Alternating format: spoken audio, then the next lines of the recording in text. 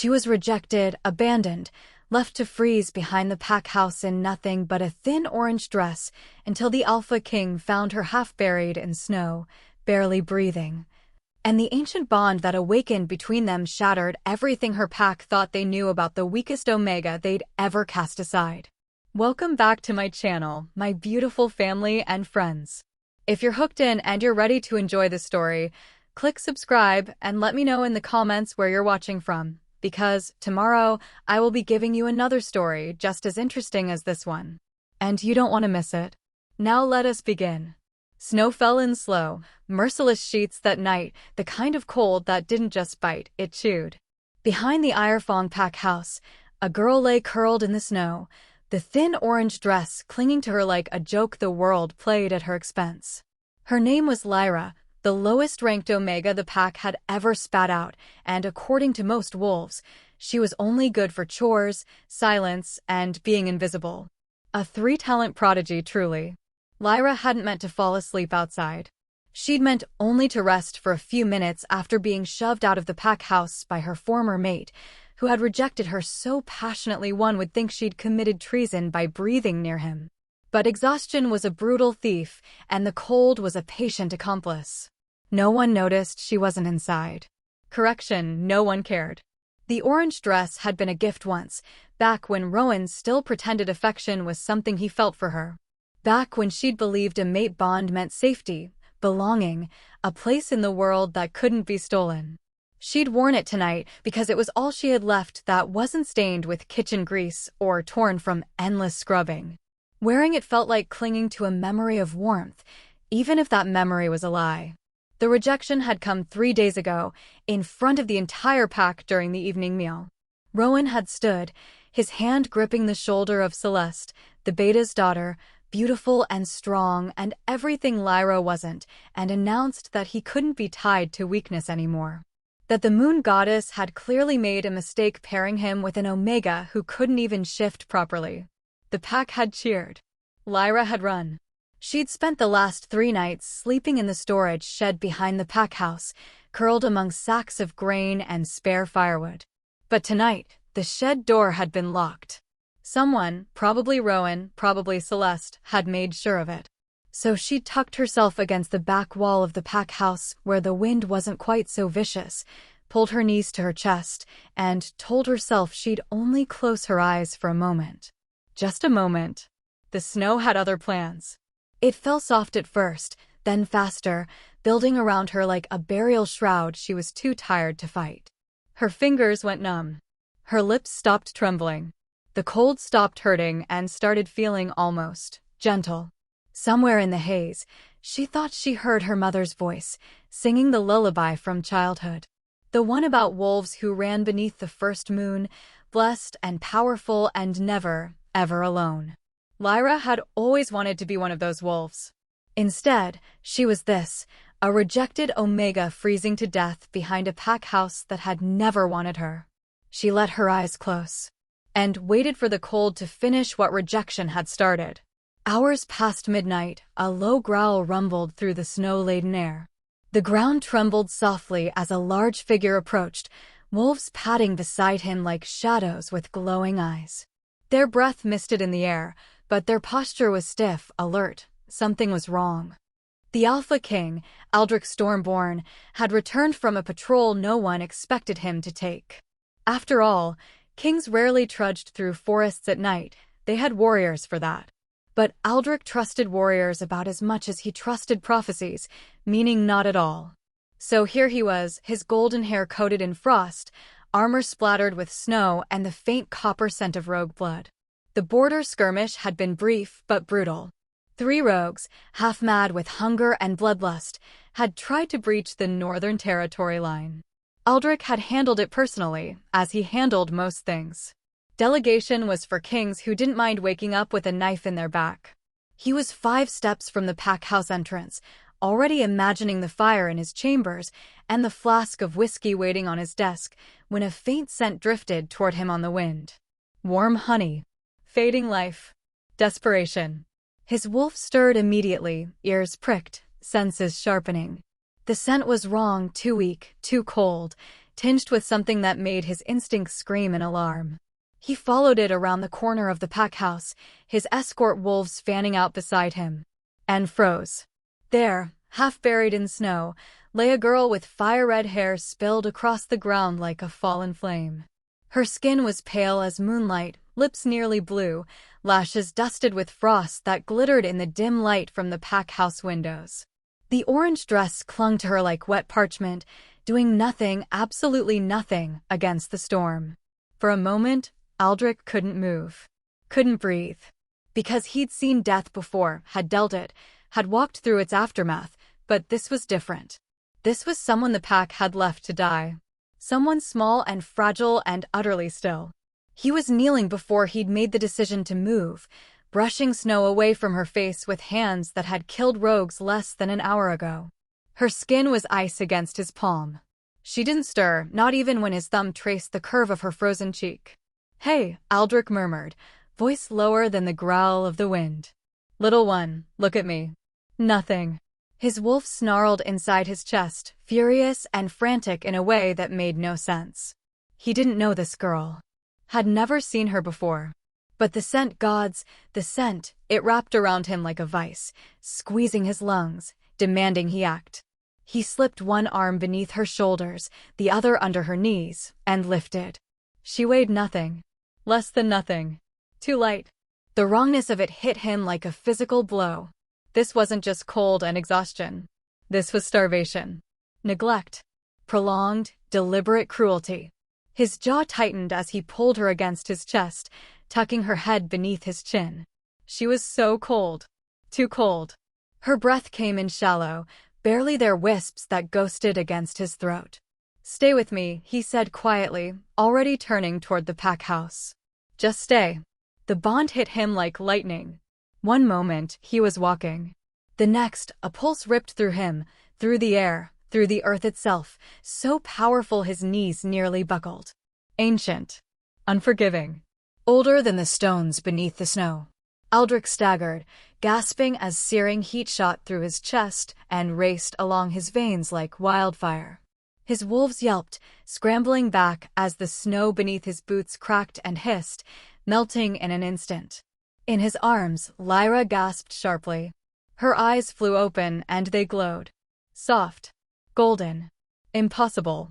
The Alpha King froze, staring down at her as the world seemed to tilt sideways. Because that glow was sacred. That glow was myth. Only wolves blessed by the first moon, royal wolves, the progenitors of all bloodlines, carried such fire in their eyes. And this girl, this starving, rejected Omega trembling in his arms, had eyes that burned like the dawn. "No," Lyra whispered, her voice cracked and raw. Tears spilled down her cheeks, cutting paths through the frost on her skin. "No, no, please." But the bond didn't care about her protests. It wrapped around them both, binding, claiming, settling into Aldrich's bones like it had been waiting his entire life to wake. His wolf howled in recognition. "Mine." Lyra's breath hitched, her glowing eyes locked on his. For a moment, they simply stared at each other, two strangers caught in something neither of them understood, something neither had asked for. Then a howl split the night, sharp, accusing, furious. Warriors spilled from the pack house like hornets from a disturbed nest, shifting mid-stride, growling, baring teeth. Torches flared to life. Voices rose in anger and alarm. Someone shouted, "That's the reject. Let her die, she brings bad luck." Another voice, slurred with drink, "She made Rowan sick." Cursed him. Aldrich, king of kings who had led armies and killed monsters twice his size, turned his head slowly, very slowly, toward the gathered pack. His eyes glowed molten gold. If silence could be lethal, they'd all be corpses. "Cursed," he echoed, his voice deceptively calm, soft as falling snow. "For sleeping in the snow you left her in?" The warriors shuffled, suddenly uncertain. A few dropped their eyes. One tucked his tail. But a foolish beta, young, drunk on bravado, stepped forward, chest puffed. "My king, she's insignificant. Weak. A burden to the pack." Aldrich's wolf rose inside him like a storm with claws. The temperature dropped. The air itself seemed to thicken, pressing down on every wolf present with the weight of absolute authority. Several warriors whimpered. 2 dropped to their bellies in automatic submission. "Since when?" Aldrich growled, and his voice was no longer soft, no longer calm. "Do we abandon members of the pack to freeze?" Silence. Uncomfortable shuffling. Suddenly, the snow at their feet became incredibly fascinating. In his arms, Lyra stirred weakly. Her glowing eyes were dimming, her breathing growing shallow again. The bond pulsed once more, urgent, desperate, clawing at his chest like a living thing. She was slipping away. Aldrich looked down at her, at the girl who was somehow both Omega and Blessed, rejected and fated, dying and glowing with ancient power, and made his choice. He gathered her closer, feeling her heartbeat flutter against his chest like a trapped bird, and faced the pack.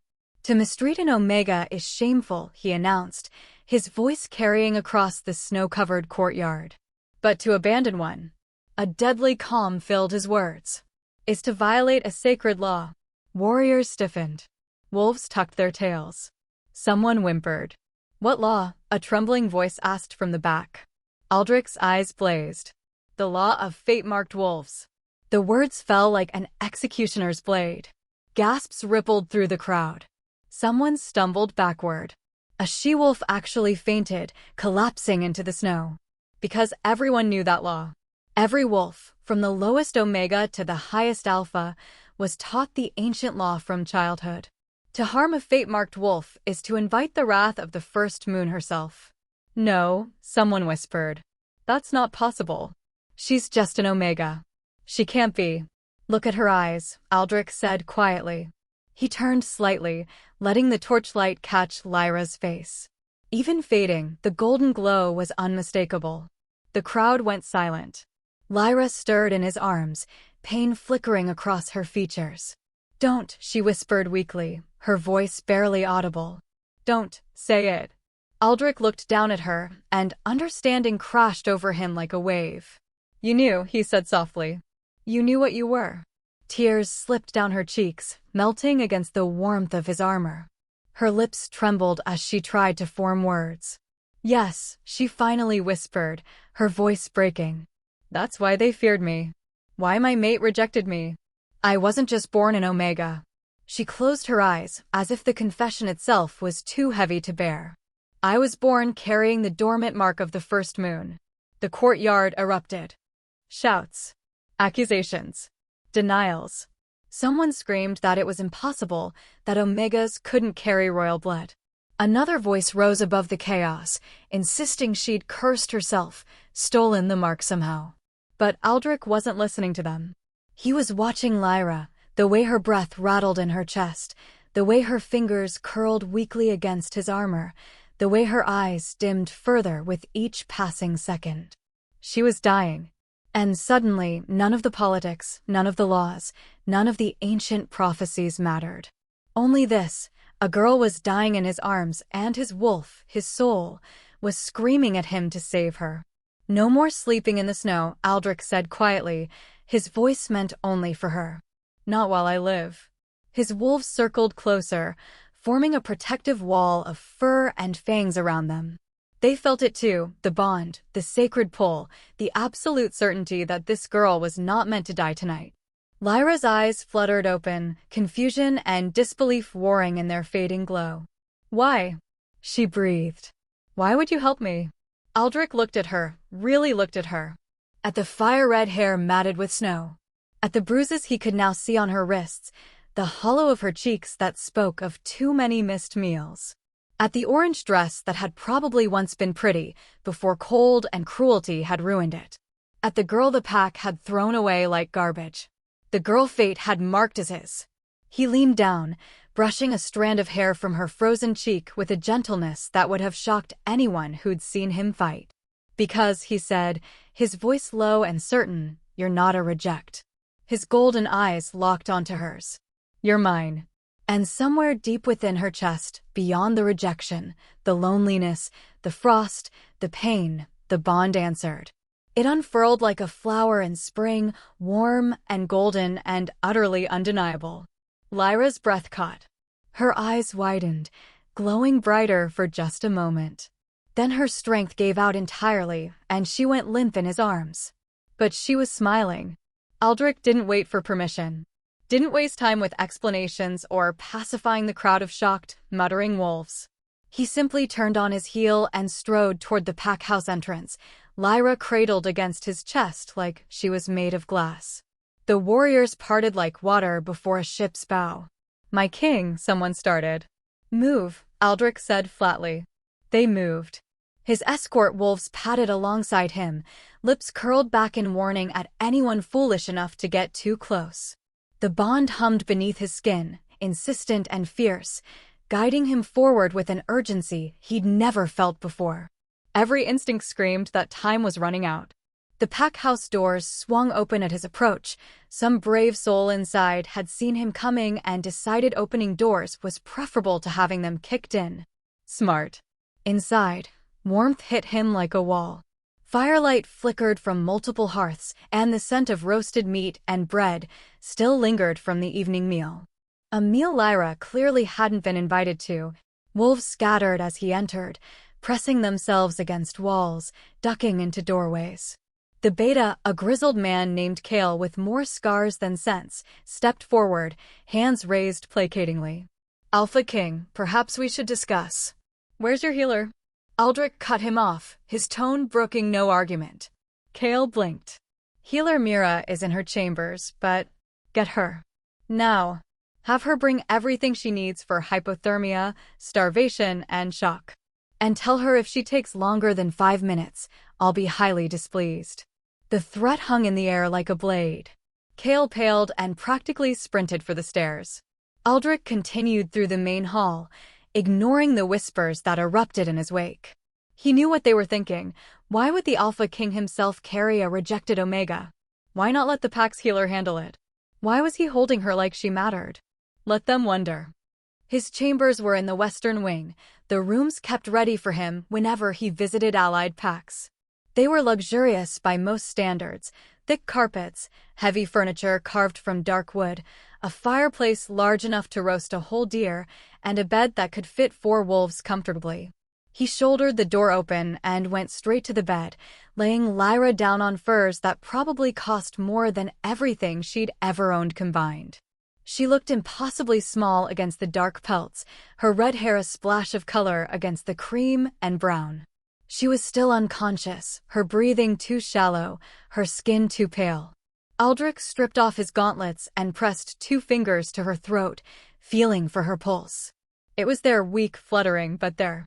The bond pulsed in response, almost relieved. He yanked the furs up around her, tucking them close, then turned to the fireplace and began feeding it logs with quick, efficient movements. Within minutes, flames roared to life, flooding the room with heat. Not enough. She needed more. He grabbed wool blankets from a chest, layering them over the furs. Then he shed his armor with practiced speed, breastplate, pauldrons, vambraces, letting each piece clatter to the floor. Down to just his tunic and trousers, he climbed onto the bed and carefully gathered Lyra into his arms, sharing his body heat. The bond sang at the contact, warm and approving. Up close, he could see more signs of abuse. Faint scars on her hands from burns, kitchen accidents, probably, or punishment. A yellowing bruise on her jaw, shaped like fingers.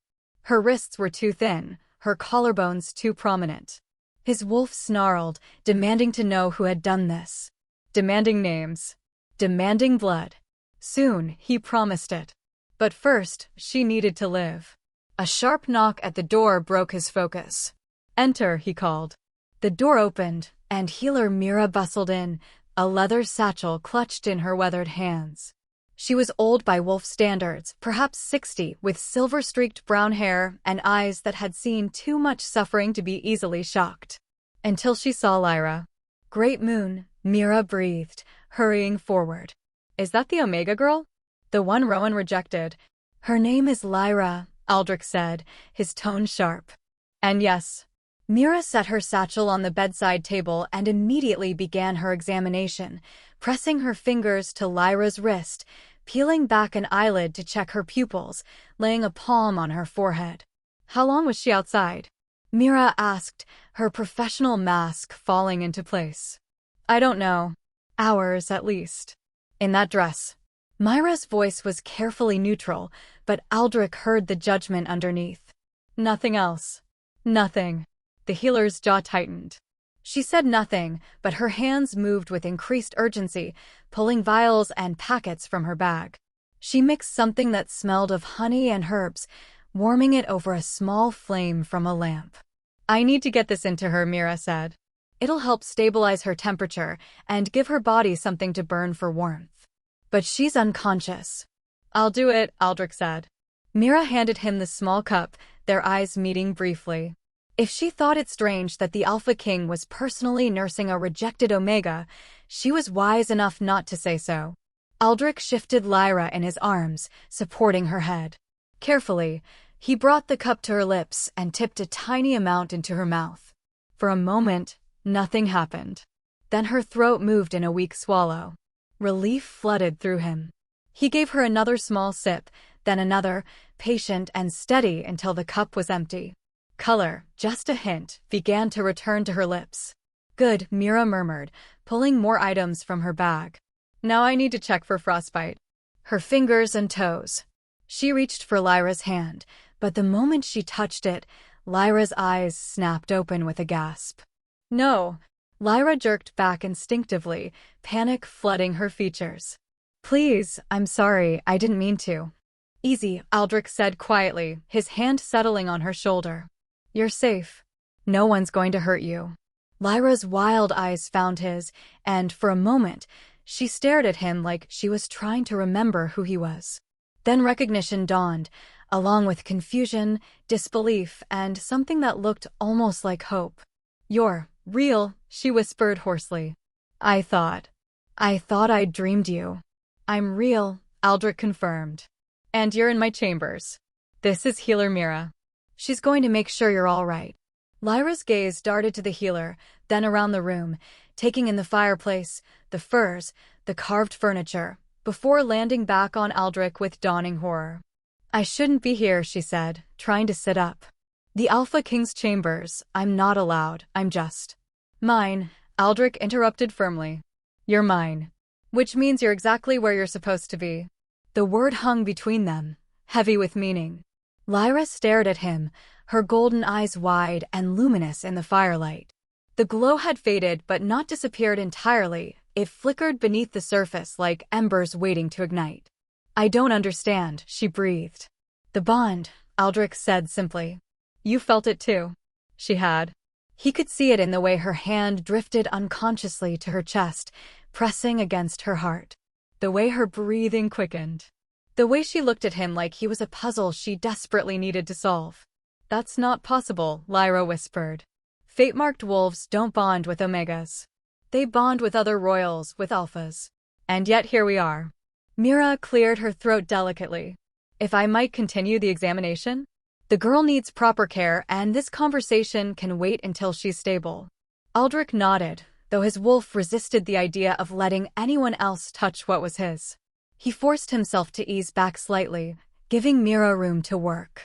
Lyra submitted to the examination with the practiced stillness of someone used to making themselves small and unobtrusive. Mira checked her fingers and toes for frostbite, examined the bruises and scars, listened to her breathing and heartbeat. The healer's expression grew grimmer with each discovery. Malnutrition, Mira said quietly, almost to herself. At least 2 cracked ribs that healed poorly. Signs of repeated trauma. When did you last eat, child? Lyra's eyes dropped to the furs. Yesterday morning. Some bread crusts from the kitchen. Before that. 2 days ago. Some broth. Myra's hands stilled. When she spoke again, her voice was carefully controlled. And where have you been sleeping? The storage shed. When it's unlocked. Lyra's voice was barely audible. Behind the pack house when it's not. The room fell silent except for the crackling of the fire. Aldrich's hands curled into fists, his knuckles white. The wolf inside him was howling for vengeance, demanding he go downstairs and tear apart every single pack member who had allowed this to happen. Mira stood abruptly, her movement stiff with suppressed anger. She pulled a clean nightgown from somewhere in her bag, probably brought for modesty, and held it out. "I'm going to prepare a proper meal," the healer said, her tone brooking no argument. "Something gentle for her stomach. And I'm going to have very pointed words with your beta about the treatment of pack members." She looked at Aldrich, and there was steel in her gaze. "With your permission, Alpha King." "You have it," Aldrich said. "And Mira? Make sure everyone understands that Lyra is under my direct protection now. Anyone who has a problem with that can take it up with me personally." Myra's lips curved in a sharp, satisfied smile. "It will be my pleasure." She left, closing the door firmly behind her. Lyra and Aldrich were alone. The silence stretched, broken only by the fire's whisper and the soft sound of their breathing. Lyra pulled the furs closer around herself, suddenly aware of how vulnerable she was, in the Alpha King's bed, in his chambers, wearing nothing but a damp, ruined dress. "You should rest," Aldrich said, his voice gentler than she'd heard it yet. "You're safe here." "Why?" The question burst from her before she could stop it. "Why are you doing this?" "You don't know me. I'm nobody. Less than nobody. A rejected Omega with a cursed bloodline that's going to bring you nothing but trouble." "Stop." The command in his voice was absolute, and Lyra's words died in her throat.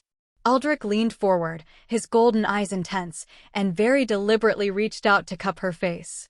His palm was warm against her cheek, his thumb brushing away a tear she hadn't realized had fallen. "You are not nobody," he said, each word careful and firm.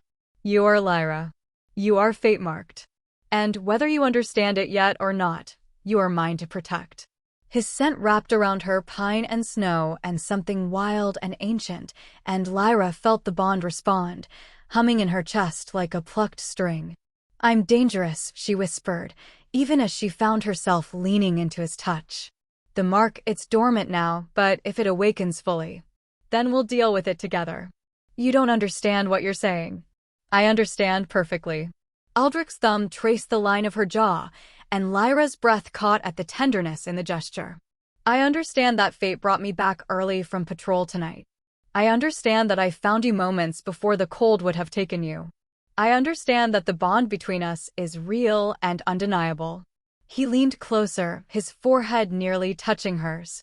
"And I understand that I would rather face whatever danger your mark brings than spend another moment wondering what might have happened if I'd arrived 5 minutes later." Lyra's eyes filled with tears, real ones this time, born not of pain but of something so overwhelming she didn't have a name for it. No one had ever chosen her. Not once in her entire life. Until now. "I don't know how to do this," she admitted, her voice breaking. "I don't know how to be anything except what they made me." "Then we'll figure it out together," Aldrich said simply. "Starting with food, rest, and getting you out of that dress." Lyra's eyes widened, and Aldrich caught himself, a hint of amusement flickering across his features. The healer left a nightgown, he clarified, gesturing to where Mira had placed it on a chair. "I'll step outside while you change. Take your time." He started to pull away, but Lyra's hand shot out, catching his wrist. The contact sent a spark through them both, the bond flaring bright and warm.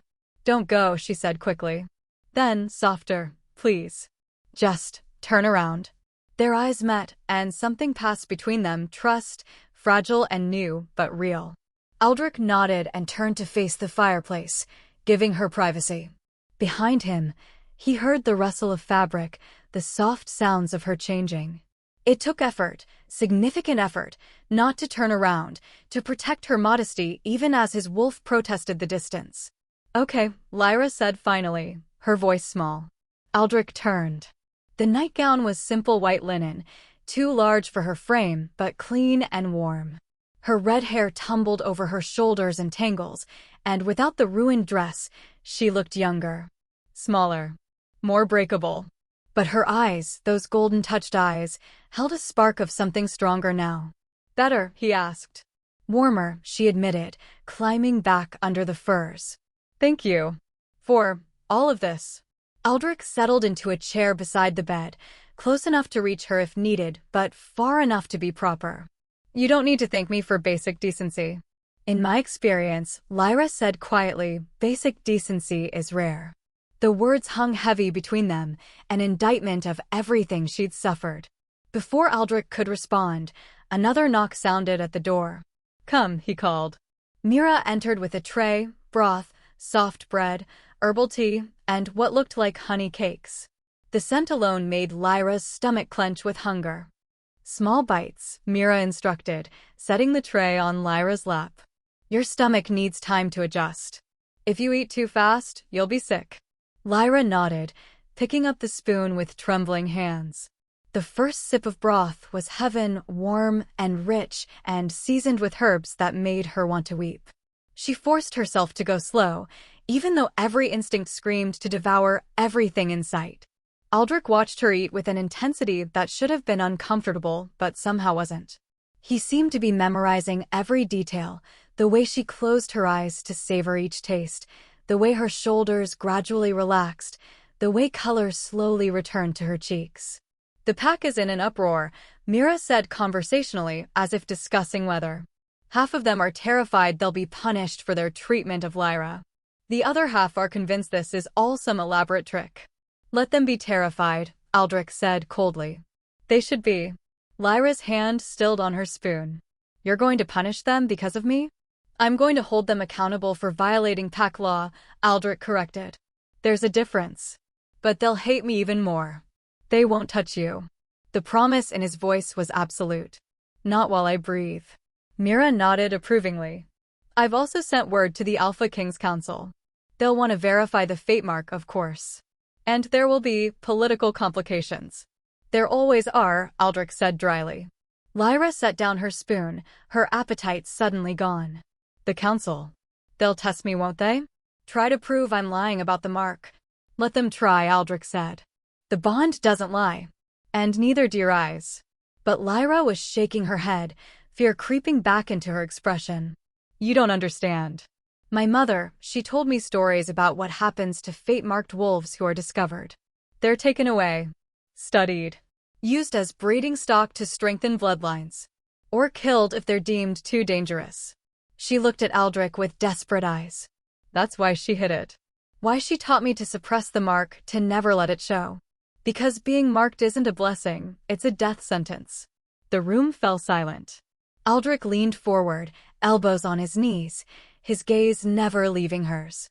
"Your mother was trying to protect you," he said quietly. "And in a pack like this, she was probably right to hide you. But things are different now." "How?" "Because you're not alone anymore." He reached out, catching her hand in his. The bond flared at the contact, warm and steady. "The council can test whatever they want. But you're under my protection, Lyra. And I am the Alpha King. No one, not the council, not this pack, not anyone, will take you from me." His thumb traced circles on her palm, and Lyra felt something inside her chest crack open, something that had been frozen for so long she'd forgotten it could thaw. Hope. Dangerous, terrifying, beautiful hope. "I don't know if I can do this," she whispered. "You can," Aldrich said. "You survived rejection. You survived sleeping in the snow. You survived everything they threw at you, and you're still here. Still fighting. That takes strength most wolves never find." He squeezed her hand gently. "Now you just have to survive being cared for. Think you can manage that?" Despite everything, Lyra felt her lips twitch in what might have been the ghost of a smile. "I can try," she said. "Good." Aldrich released her hand and stood. "Then finish eating and get some sleep. I'll be right here if you need anything." "You're staying?" The question came out more vulnerable than Lyra intended. "Did you think I'd leave you alone after everything?" Aldrich's expression softened. "I'm staying. The chair's comfortable enough, and someone needs to keep the fire going. It wasn't proper. A male and female alone in chambers, and bonded and unchaperoned. The pack would talk." But Lyra found she didn't care. For the first time in her life, she wasn't alone. Wasn't cold. Wasn't afraid. She finished her broth, ate half a honey cake, and drank the herbal tea that made her eyelids heavy. When Mira returned to collect the tray, Lyra was already drifting. "Sleep well, child," the healer said softly. "Tomorrow will bring its own challenges." Lyra mumbled something that might have been agreement, burrowing deeper into the furs. The warmth, the food, the sheer exhaustion of survival, it all caught up with her at once. Within minutes, she was asleep.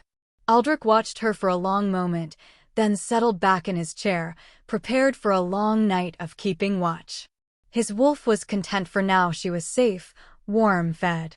But beneath the contentment lurked a simmering rage. Tomorrow, there would be a reckoning. Tomorrow, this pack would answer for what they'd done.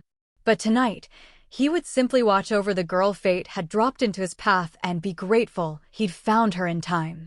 Outside, snow continued to fall, blanketing the world in white. Inside, beside a roaring fire, a rejected Omega slept deeply for the first time in months.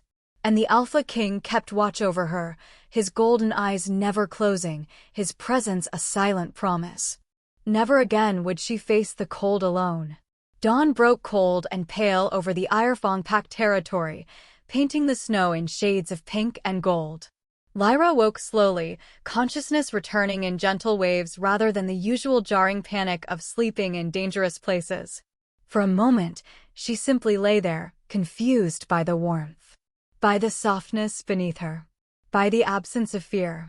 Then memory returned. The snow, the Alpha King, the bond, and her eyes flew open.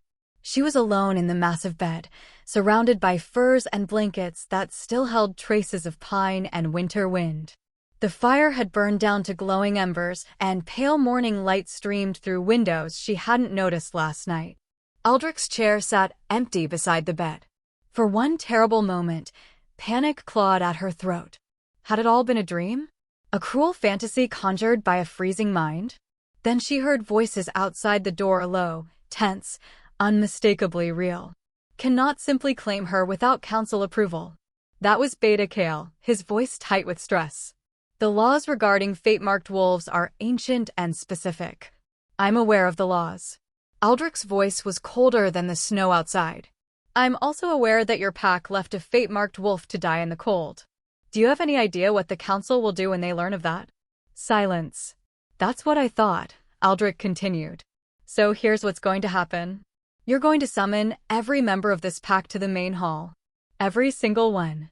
And you're going to do it in the next hour. My king, surely. Did I stutter, Beta? No, Alpha King. Kale's voice had gone flat with submission. It will be done. Footsteps retreated, and the door opened. Aldrich entered, carrying a tray laden with food, eggs, bacon, fresh bread, fruit, and what looked like hot chocolate. He stopped when he saw she was awake, something in his expression softening. Good morning, he said, setting the tray on the bedside table. How do you feel? Lyra took inventory. Warm. Federal rested. Sore in places, yes, but alive in a way she hadn't been in months. Better, she said honestly. Different. Different how? She struggled to find words. Like, I'm not disappearing anymore. Aldrich's jaw tightened, but his voice remained gentle. You were never meant to disappear. The world just wasn't looking properly. He gestured to the tray. Eat. We have a difficult morning ahead. Lyra sat up, pulling the furs around her shoulders for modesty. I heard you talking to the Beta. You're calling a pack gathering. I am. Because of me. Because of justice. Aldrich settled into his chair, his golden eyes serious. What happened to you was a violation of every law we hold sacred. The pack needs to understand that. And, more importantly, they need to understand that you are under my protection now. Fear fluttered in Lyra's chest. They'll hate me for it. They'll fear the consequences of harming you, Aldrich corrected. There's a difference. And frankly, after what they've done, their feelings are the least of my concerns. Lyra picked at the eggs, her appetite warring with anxiety. What will you do to them? That depends. On what? On whether they show genuine remorse or continue to justify their cruelty. Aldrich leaned forward, elbows on his knees. I'm not a monster, Lyra. I don't punish for the sake of punishment. But I am a king, and kings must ensure their laws are upheld. Otherwise, what's the point of having laws at all? It made sense in a way Lyra had never been taught to think about. In the Irefong Pack, Omegas didn't question. Didn't consider justice or fairness. They simply endured. What do you want me to do? She asked quietly. Eat breakfast. Get dressed. Mira left proper clothes in the wardrobe. Then stand beside me while I remind this pack what it means to be wolves. Lyra's hands trembled slightly on her fork. I don't know if I can face them. Aldrich was quiet for a moment, studying her. Then he reached out, his fingers brushing against hers where they gripped the fork. You don't have to say a word, he said. You don't have to do anything except exist. I'll handle the rest. The touch of his skin against hers sent warmth radiating up her arm. The bond hummed contentedly, as if even this small contact was enough to satisfy it. Why are you being so kind to me? The question escaped before Lyra could stop it. I know about the bond, but that doesn't explain this. You could acknowledge the bond and still keep me at a distance. Use me politically. Most alphas would. Aldrich's thumb traced a small circle on her knuckles, an absent, unconscious gesture that made her breath catch. My father was Alpha King before me, he said quietly. He was powerful, respected, feared. He was also cruel. He believed bonds were tools, that Omegas existed to serve, that kindness was weakness. His golden eyes met hers. I spent my whole life watching him rule through fear and seeing how it poisoned everything he touched. When he died and the crown passed to me, I swore I would be different. That I would be the kind of king who protected the vulnerable instead of exploiting them. His hand closed gently around hers. So when fate literally dropped a vulnerable wolf into my arms, one who had been rejected, starved, and left to freeze, what kind of king would I be if I did anything less than protect her? Lyra's eyes burned with unshed tears. Most wolves wouldn't see it that way. Then most wolves lack imagination. A hint of a smile touched Aldrich's lips. Eat, Lyra. You'll need your strength. She obeyed, and as she ate, Aldrich told her about the gathering. How he would address the pack. How he would announce her status and the consequences for anyone who threatened her. His voice was calm, methodical, but underneath it, Lyra heard the steel of absolute authority. This was not a man who made idle threats. When she finished eating, Mira arrived with fresh clothes, a simple but well-made dress in deep forest green, wool stockings, and soft leather boots. All of it fit properly, unlike the cast-offs and too large garments Lyra had worn her whole life. The green brings out your eyes, Mira said approvingly, helping her lace the dress. And it's warm. Can't have you catching a chill. Thank you, Lyra whispered. For everything. Mira paused, her weathered hands gentle on Lyra's shoulders. I've been a healer for 40 years, child. I've seen every kind of hurt wolves can inflict on each other. But what they did to you. She shook her head. That was wrong. Don't ever let anyone tell you differently.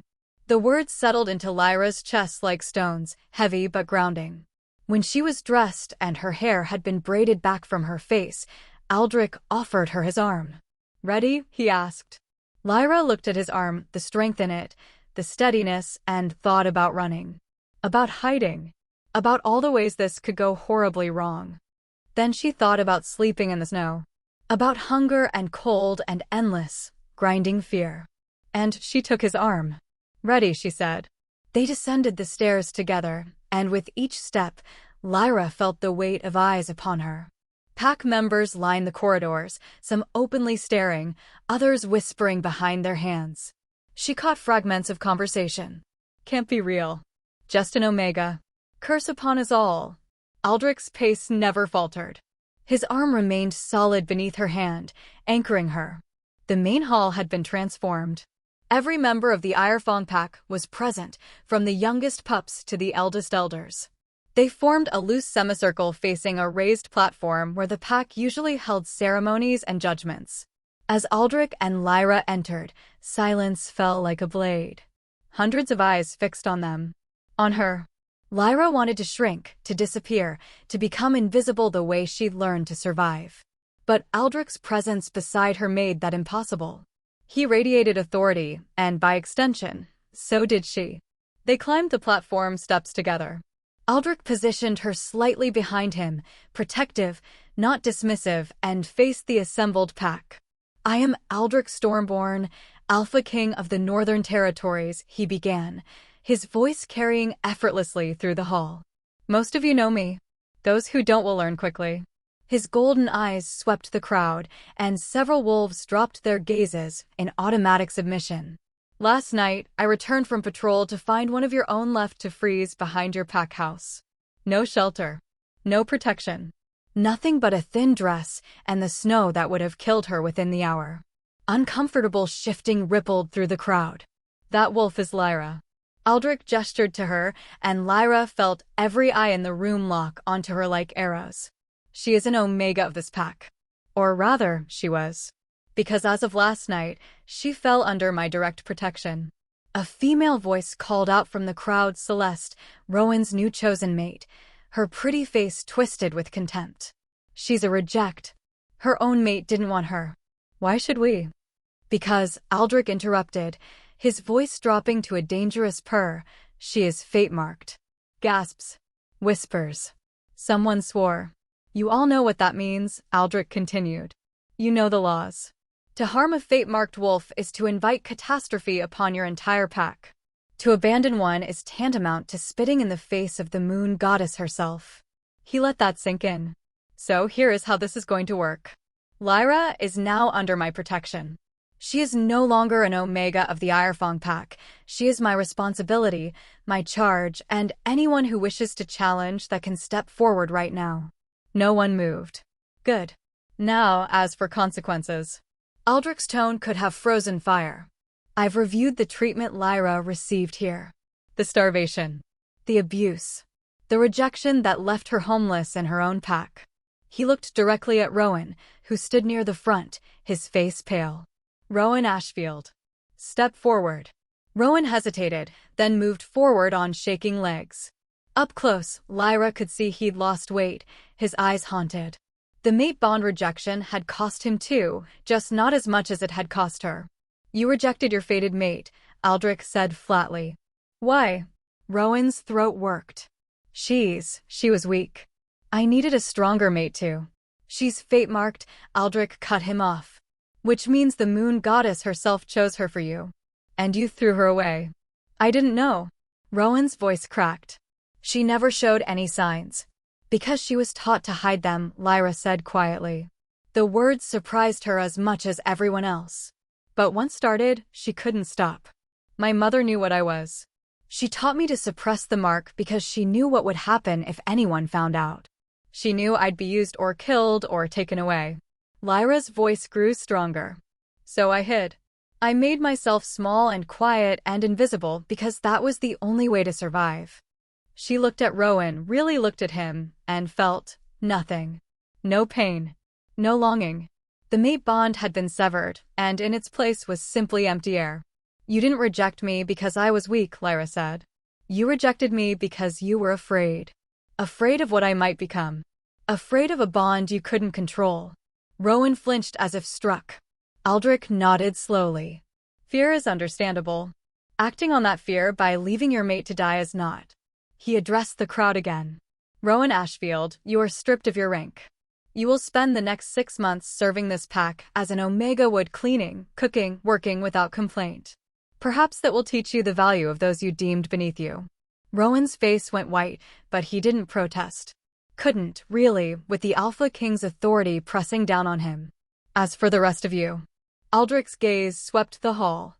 Any wolf who participated in Lyra's mistreatment, who denied her food, shelter, or basic dignity, will answer to Beta Kale, who will assign appropriate consequences. And if I hear of anyone retaliating against Lyra for today's gathering, I will return. And I will not be merciful. The threat hung in the air like smoke. Do I make myself clear? A chorus of yes, Alpha King, echoed through the hall. Aldrich nodded, satisfied. Good. This gathering is... Wait.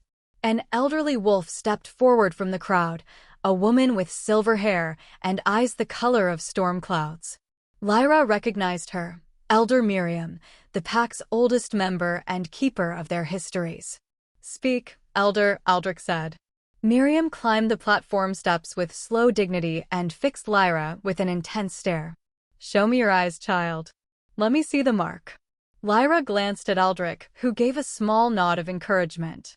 She didn't know how to summon the glow consciously. Last night it had simply happened, triggered by the bond and proximity to death. But now, standing in front of the entire pack, she had no idea how to. Aldrich's hand found hers, their fingers interlacing. The bond flared instantly, and Lyra gasped as warmth flooded through her. The mark responded to the bond, and her eyes began to glow soft gold at first, then brighter, until it lit her face like captured sunlight. The hall went utterly silent. Elder Miriam stared for a long moment, then slowly, deliberately, dropped to one knee. "First Moon's blessing," she whispered. "It's real. The mark is real." One by one, other wolves followed her lead, kneeling, bowing their heads in respect or fear or both. Only a handful remained standing, and even they looked uncertain. Lyra stood frozen, overwhelmed by the sudden reverence. This was what her mother had feared. What she'd spent years hiding Lyra from. And now it was undeniable. "Rise, Elder," Aldrich said gently. "All of you rise." They obeyed, but the atmosphere had shifted. Where before there had been contempt and dismissal, now there was wariness. Calculation. Fear. Lyra wasn't sure which was worse. Elder Miriam approached her, reaching out to cup Lyra's face with weathered hands. "Your mother was Sarah, wasn't she? Red hair like yours, kind eyes." Lyra nodded, surprised. "You knew her?" "I knew her secret," Miriam said softly. "She came to me once, terrified, begging me not to reveal what you were. I gave her my word, and I kept it." The elder's eyes grew sad. "I'm sorry, child. I should have protected you better after she died." "It's not your fault," Lyra whispered. "Perhaps not. But I stood by while they mistreated you, and that is its own failure." Miriam straightened, addressing Aldrich. "Alpha King, the council will want to verify the mark. They'll send observers, possibly within the week." "Let them come," Aldrich said. "We have nothing to hide." "What do you think happens when wolves with ancient power are forced to hide in plain sight? Drop your thoughts below."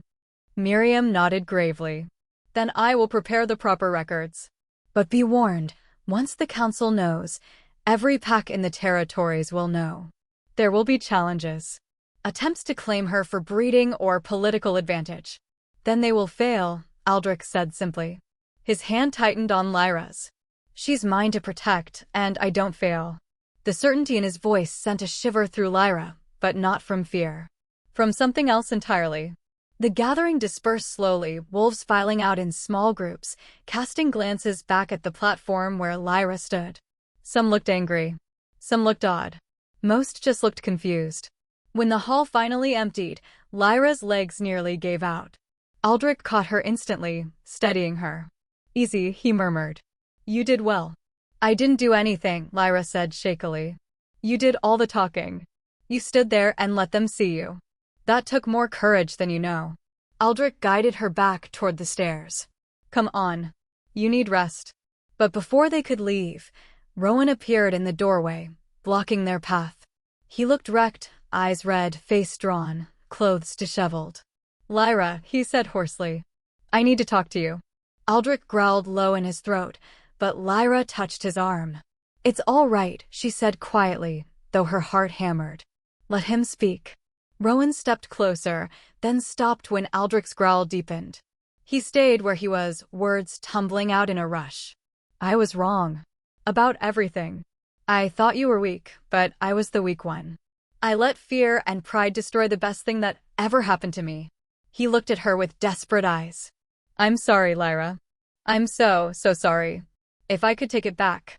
"But you can't," Lyra interrupted softly. "The rejection is done. The bond is severed. There's nothing left to salvage." "There has to be." "There isn't." She was surprised by how calm she sounded. "How final. You made your choice, Rowan. You chose Celeste. You chose cruelty. Now you live with those consequences." Rowan's face crumpled. "Please. I'm begging you." "No." The word was firm, absolute. "I'm not your mate anymore. I'm not your anything. I'm done being your victim." For a moment, Rowan just stared at her, as if seeing her clearly for the first time. Then his shoulders sagged in defeat. "I understand," he whispered. "For what it's worth, you deserved better than me." "Yes," Lyra agreed. "I did." Rowan left without another word, his footsteps echoing in the empty hall. Aldrich looked down at her, something like pride flickering in his eyes. "That couldn't have been easy." It wasn't, Lyra admitted. But it needed to be said. They climbed the stairs in comfortable silence, and when they reached the chambers, Lyra collapsed into a chair by the fire, suddenly exhausted. Aldrich poured her water from a pitcher, pressed the cup into her hands. "The hardest part is over," he said. Lyra took a sip, then met his gaze. "Is it?" Elder Miriam said the council will come. That there will be challenges. There will be, Aldrich acknowledged. But we'll face them together. Why do you keep saying that? Lyra burst out. Together. We. Why are you acting like this is permanent when we barely know each other? Aldrich was quiet for a long moment. Then he knelt beside her chair, bringing them eye to eye. "Because the bond is permanent," he said simply. "Because when I held you in the snow, something inside me recognized you. Not as a political tool or a burden or a problem to solve, but as someone who matters. Someone worth protecting." His hand found hers again, thumb tracing gentle patterns on her skin. "I'm not asking you to love me, Lyra. I'm not even asking you to trust me yet, I know that has to be earned. I'm simply asking you to let me keep you safe while you figure out who you want to be now that you're free." Free. The word echoed in Lyra's mind. Was she free? Really? She looked at Aldrich, at his golden eyes and serious expression, at the strength in his hands and the gentleness in his touch, and realized something profound. For the first time in her life, she had a choice. She could stay. She could go. She could trust him or hold herself apart. The power was hers. And somehow that made all the difference. "Okay," she said softly. "Okay. I'll stay. I'll try." Aldrich's expression lightened, relief flickering across his features. "That's all I ask." He stood, but Lyra caught his hand before he could step away. "Aldrich." "Yes. Thank you. For finding me. For..." She struggled for words. "For seeing me." His fingers squeezed hers gently. "You were always worth seeing, Lyra. The world just needed better eyes." And there, in the firelit chamber, surrounded by warmth and safety and the steady presence of a king who had chosen to protect her, Lyra felt something she hadn't felt in years. Hope. Real, fragile, terrifying hope. Outside, snow began to fall again, but this time, Lyra wasn't afraid of the cold. This time, she wasn't alone. 3 days passed in a strange, dreamlike blur. Lyra spent them in Aldrich's chambers, recovering under Myra's watchful care. The healer visited twice daily, bringing meals that gradually increased in richness as Lyra's body remembered what it meant to be nourished. Bread with butter and honey. Roasted chicken with herbs. Fresh vegetables that crunched between her teeth. Each meal felt like a small miracle. Aldrich was a constant presence, not hovering, but always near. He worked at the desk by the window, reviewing reports and correspondence from across his territories. Sometimes he read aloud from the books in his collection, his deep voice turning ancient legends into living stories. Other times, they simply sat in comfortable silence, the bond humming contentedly between them. Lyra learned things about him in those quiet hours. That he took his tea black and too hot. That he had a scar on his left shoulder from his first real battle at 17. That he laughed rarely but fully when something genuinely amused him. That he noticed everything, the way she favored her left side where the ribs had healed poorly, the way she startled at sudden sounds, the way she watched the door as if expecting someone to burst through and drag her back to the cold. He never pushed her to talk about it. Never demanded explanations or gratitude. He simply existed beside her, steady as stone, until slowly, so slowly, she began to relax. On the 4th morning, Lyra woke to find Aldrich already dressed in formal attire, black leather and silver clasps, his hair pulled back, authority radiating from every line of his body. "The council observers arrived today," he said when he noticed her watching. "They'll want to see you, test the mark, ask questions." Lyra's stomach clenched with familiar fear. "What kind of questions?" "About your lineage. Your mother. When the mark first appeared. How it was hidden." Aldrich crossed to the bed, sitting on the edge. "They'll try to intimidate you. It's what they do. But remember, you don't have to answer anything that makes you uncomfortable. And I'll be there the entire time. What if they want to take me away?" The question came out smaller than Lyra intended. Aldrich's hand found hers, solid and warm. They won't. I've already made it clear that you're under my direct protection. To remove you would require challenging my authority, and the council isn't quite that foolish. But they could try. They could, Aldrich acknowledged. But they won't succeed. I promise you that. His golden eyes held hers, and Lyra saw the absolute certainty there. This wasn't arrogance or empty comfort. This was a king making a vow. Okay, she said softly. I trust you. The words seemed to surprise them both. Aldrich's expression softened, his thumb tracing gentle circles on her palm. That means more than you know. Mira arrived with clothes for the occasion, a dress in deep midnight blue that brought out the gold in Lyra's eyes, far finer than anything she'd ever worn. The healer helped her bathe and dress, braiding her red hair into an elegant crown that made her look older, more regal. When Lyra caught her reflection in the polished silver mirror, she barely recognized herself. Gone was the hunched, frightened Omega who'd slept in the snow. In her place stood someone who looked almost powerful. You're ready, Mira said approvingly. Remember, child, you survived the cold. You survived rejection. A few pompous council members are nothing compared to that. Lyra wanted to believe her.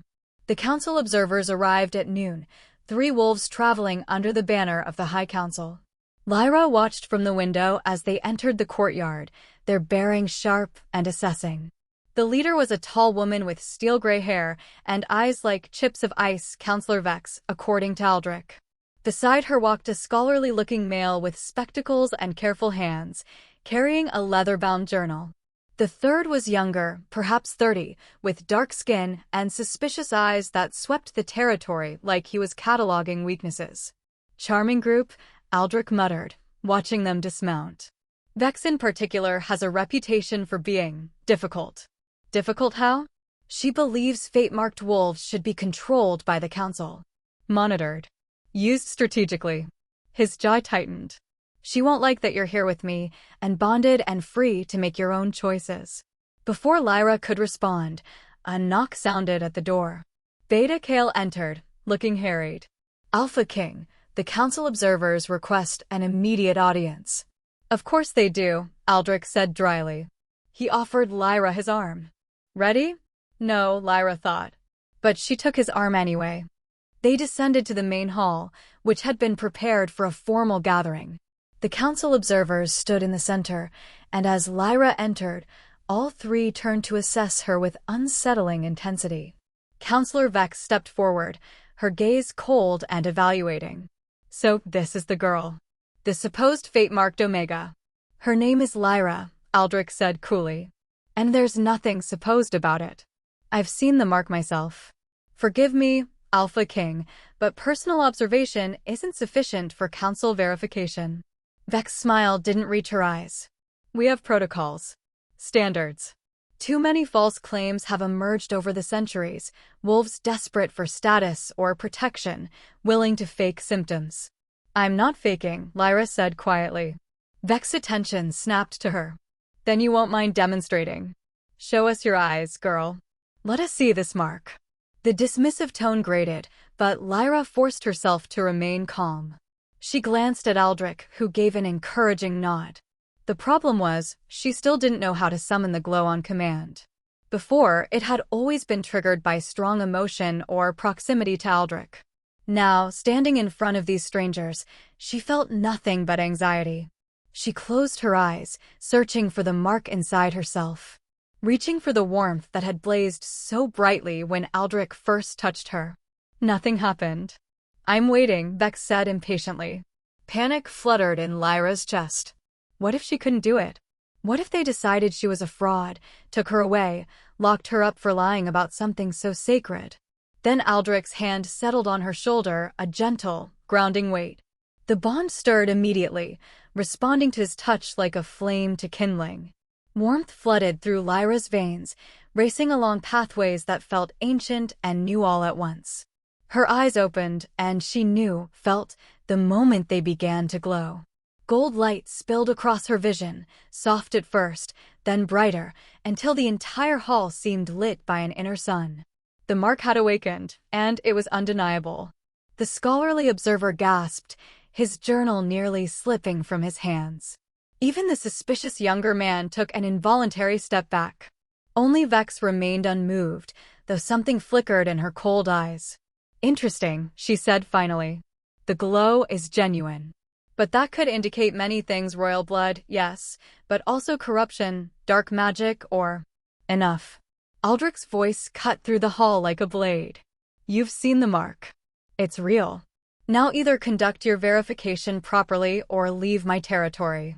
Vex's smile turned sharp. "Very well. But verification requires more than just the glow, Alpha King. We need to test the bloodline itself." She gestured to the scholarly wolf, who approached Lyra with cautious steps, holding out a small silver knife. "A single drop of blood," he explained gently, "mixed with moon water and sacred ash. If you carry the first moon's blessing, the mixture will react, glow, smoke, or transform. It's the oldest test we have." Lyra looked at the knife, then at Aldrich. He nodded slightly, trusting her to make the choice. She held out her hand. The scholar made a quick, precise cut across her palm. Blood welled up, bright red against her pale skin. He caught it in a small crystal vial, then added water from a silver flask and a pinch of ash from a leather pouch. For a moment, nothing happened. Then the mixture began to shimmer. It started as a faint glow, like starlight on water. But within seconds, it intensified, gold and white and brilliant, until the vial blazed so brightly everyone had to look away. When the light finally faded, the mixture had transformed into something that looked like liquid gold, swirling with patterns that resembled moon phases. The scholar's hands trembled as he held the vial up to the light. "By the first moon," he whispered. "I've only seen this in ancient texts. The bloodline is pure, undiluted. She's a true progenitor." Silence filled the hall. Vex's expression had gone carefully blank. "That's unexpected." "Is it?" Aldrich's tone was dangerous. "Or did you hope to find her lacking so you could dismiss her claim?" "The council has a responsibility to verify all fate-marked wolves," Vex said stiffly. Given her circumstances, skepticism was warranted. "Her circumstances," Aldrich repeated softly. "You mean the fact that she was rejected, starved, and left to die by wolves who should have protected her? That is unfortunate, certainly." "Unfortunate." Aldrich's wolf rose in his voice, making it resonate with power. "Try criminal. Try a violation of every sacred law we hold. This pack nearly killed a first moon progenitor through sheer cruelty and ignorance." Vex's jaw tightened. "Nevertheless, the question remains, what happens to her now? Fate-marked wolves of her caliber are incredibly rare. The council has protocols for such individuals. Training, protection, strategic placement." "She stays with me," Aldrich said flatly. "Alpha King, surely you understand. She stays with me." Each word was steel. "Lyra is under my direct protection. She will not be taken to council facilities. She will not be strategically placed like a chess piece. She will remain free to make her own choices about her future." Vex's eyes narrowed. "The council will have concerns about a fate-marked wolf living and bonded with an Alpha King. The political implications alone. Then the council can voice those concerns to me directly." Aldrich stepped forward, placing himself between Lyra and the observers. "But I will not hand her over to be studied, controlled, or used. If the council has a problem with that, they're welcome to challenge my authority. I'll be waiting." The threat was clear, and even Vex seemed to recognize that pushing further would be unwise. "Very well," she said coldly. "I will report our findings to the High Council. But understand, Alpha King, this matter is far from settled. Questions will be raised. Demands will be made.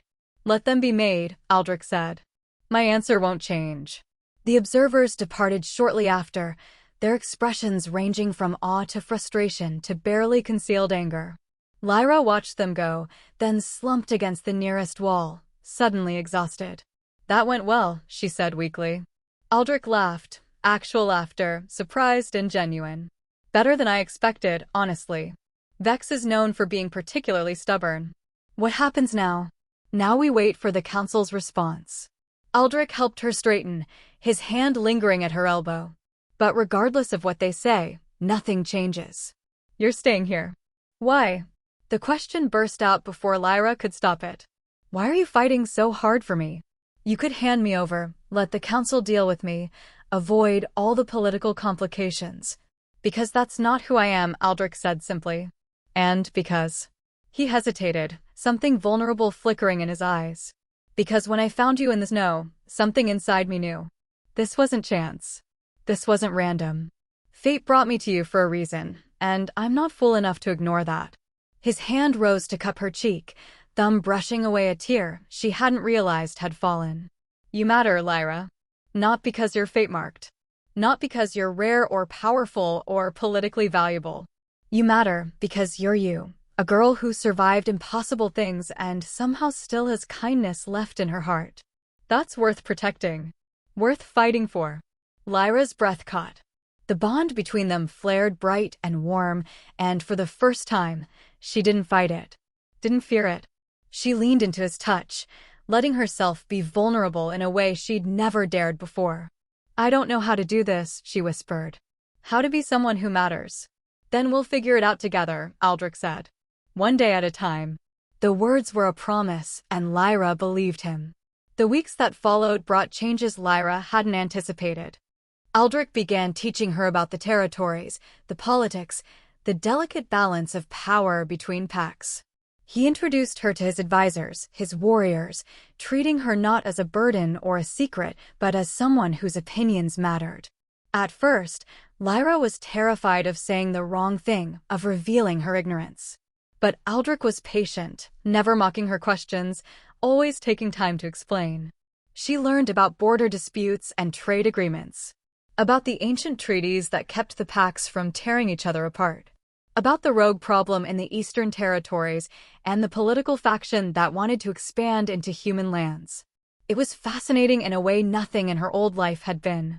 Mira continued her visits, but now they focused less on healing and more on teaching, how to carry herself with confidence, how to read the subtle cues in pack hierarchy, how to use her voice without apology. You're fate-marked, Mira said during one session. That means wolves will either fear you or try to control you. Your job is to make sure they respect you instead. Lyra practiced. Some days were easier than others. The Irefong pack treated her differently now, no longer with contempt, but with wary respect. Some still whispered about her, but no one dared approach her with anything less than courtesy. Not with the Alpha King's protection hovering over her like a shield. Rowan kept his distance, working his penance as a servant. Once, Lyra passed him in the corridor carrying water buckets, and their eyes met briefly. She saw regret there. Grief. But also acceptance. He'd made his choice. Now he lived with it. Celeste, however, was a different story. The Beta's daughter made no secret of her hatred, shooting venomous glares whenever their paths crossed. Lyra ignored her, or tried to, but she could feel the other woman's rage like heat from a fire. It came to a head 3 weeks after the council's visit. Lyra was walking through the courtyard alone, Aldrich was meeting with his warriors, and she'd needed air, when Celeste stepped out from behind a storage building. Well, Celeste said, her voice dripping with false sweetness. The little Omega, all dressed up and playing princess. Lyra stopped, every instinct screaming danger. I don't want trouble, Celeste. Oh, I know you don't. Celeste circled closer, her movements predatory. You just want to steal other people's mates, ruin their lives, and hide behind the Alpha King like a coward. I didn't steal anyone, Lyra said, forcing her voice to stay steady. Rowan rejected me. You won. Won. Celeste laughed bitterly. I want a mate who stares at you like you're the moon itself. Who whispers your name in his sleep. Who would take you back in a heartbeat if you'd let him? That's not my fault. Isn't it? Celeste's eyes flashed. You could release him from his misery. Tell him you forgive him. Let him. No. The word came out harder than Lyra intended. He made his choice. I made mine. What happens to your relationship is between you and him. Celeste's face twisted with fury. You think you're so special now. Protected by the Alpha King. Fate-marked and precious. But you're still just a weak little Omega Who survived everything you and this pack threw at her? Lyra interrupted, surprising herself. Who slept in the cold and didn't break? Who stood in front of the council and proved her mark was real? She stepped closer, meeting Celeste's glare head-on. I'm not afraid of you anymore, Celeste. You don't get to make me small. For a moment, Celeste looked genuinely shocked. Then rage overtook shock, and her hand whipped out, claws extending, and stopped mid-strike as Aldrich appeared from nowhere, catching Celeste's wrist in an iron grip. That, he said softly, was a mistake. Celeste went white. Alpha King, I didn't. You didn't what? Aldrich's voice was lethally calm. Didn't just attempt to assault someone under my protection? Didn't just break pack law? Or are you going to claim you were defending yourself against the terrifying Omega? She provoked me. I asked her not to hurt you, Lyra said quietly. That's all. Aldrich released Celeste's wrist, and she stumbled back, cradling it against her chest. His golden eyes were cold as winter. You have two choices, Celeste, he said. You can apologize to Lyra right now and accept whatever punishment Beta Kale assigns. Or you can leave this pack tonight and never return. Choose. Celeste looked between them, calculations racing behind her eyes. Then, grudgingly, she turned to Lyra. I apologize, she bit out. Each word sounded like it physically hurt. Accepted, Lyra said simply. Celeste fled without another word, practically running for the pack house. Aldrich turned to Lyra, his expression softening. Are you all right? I am, Lyra said, and realized it was true. Her heart was racing, yes, but not from fear. From something else, something that felt almost like triumph. I stood up to her. I didn't run. Pride flickered in Aldrich's eyes. No, you didn't. You were magnificent. The compliment made Lyra's cheeks warm. You've been teaching me well. I've only been showing you what was already there. Aldrich's hand found hers, their fingers interlacing naturally now. You've always had this strength, Lyra. You just needed permission to use it. They stood there in the courtyard, hands joined, the bond humming contentedly between them. Snowflakes had begun to fall, the first of the season, dusting their hair and shoulders with white. It's snowing again, Lyra observed softly. Does it frighten you? Lyra looked up at the falling snow, remembering that terrible night. The cold, the loneliness, the certainty that she would die unmourned and forgotten. Then she looked at Aldrich, at the steadiness in his golden eyes, the warmth of his hand in hers, the unshakable presence that had become her anchor. No, she said. Not anymore. Because snow was just weather. Cold was just temperature. What had nearly killed her wasn't the winter, it was the abandonment. The cruelty. The absence of care. And she had all of those things now. Aldrich smiled, a real smile, rare and beautiful, and squeezed her hand. Good, he said.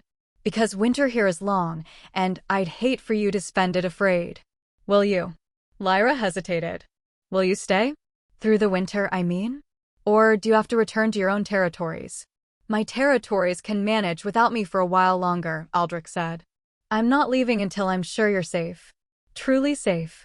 And after that? The question hung between them, heavy with implications neither had voiced yet. Aldrich was quiet for a moment, his thumb tracing patterns on her palm. After that, we'll see. The bond between us isn't going anywhere, Lyra. Whatever you decide about your future, I'll be part of it. If you'll have me. It wasn't a proposal. Not quite. But it was a promise of something more than protection. Something that made Lyra's heart race for entirely different reasons. I think, she said carefully, I'd like that. Aldrich's smile widened, and for a moment, he looked younger. Less burdened by the weight of kingship. Then that's what we'll do, he said. Together. Together. The word had become their promise, their anchor, their future. Lyra looked up at the falling snow, no longer her enemy, but simply part of the world, and felt something settle inside her chest. She had survived the cold. Survived rejection. Survived everything meant to break her. And now, standing in the courtyard with snow in her hair and the Alpha King's hand in hers, she was no longer just surviving. She was living. And that made all the difference. The end. Thank you for watching this story to the end. If you enjoyed this story, you will surely love the next one. It's crazier and more intriguing as you can ever imagine. So do check it out.